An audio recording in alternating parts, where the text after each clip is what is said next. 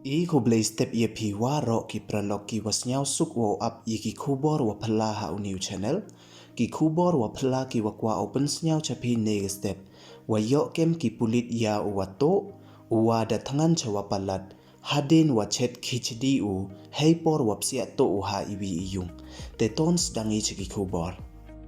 ha iwi ijia wadanda ijia wa phala iwa da jia hagoa hati heiwa ki pulit da kem ki ya wi ubru hagatu kasngi Tuesday uwa da psia to ha iwi iyung yo to ye kitier wa emkam wa kitiers ador tangwa nei da wa da jor wa re wa thangan u dasdang uwo jaitbaam namo chet dinner ya ode hayung chetja hei por wa to kharngang u hapo kate kayung Police Commissioner ka Guwahati City o Harmit Singh dakhana u Chah ka India Today TV namo ki wapatai khubor ha ka phone wa iti ijia da jia iha iwi ithaw wa hapo ka Dispur Police Station Hasor Guwahati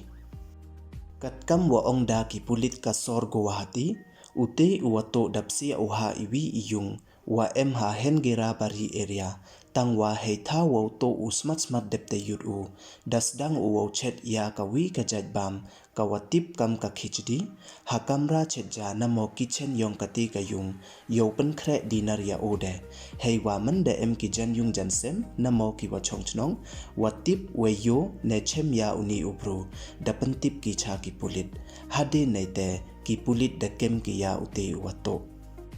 ini ijia da jia iha katu kamet monde wei ki Assam Police dapen sakhiat ki wa da kem ki ya ute wato ha ka official Twitter yongki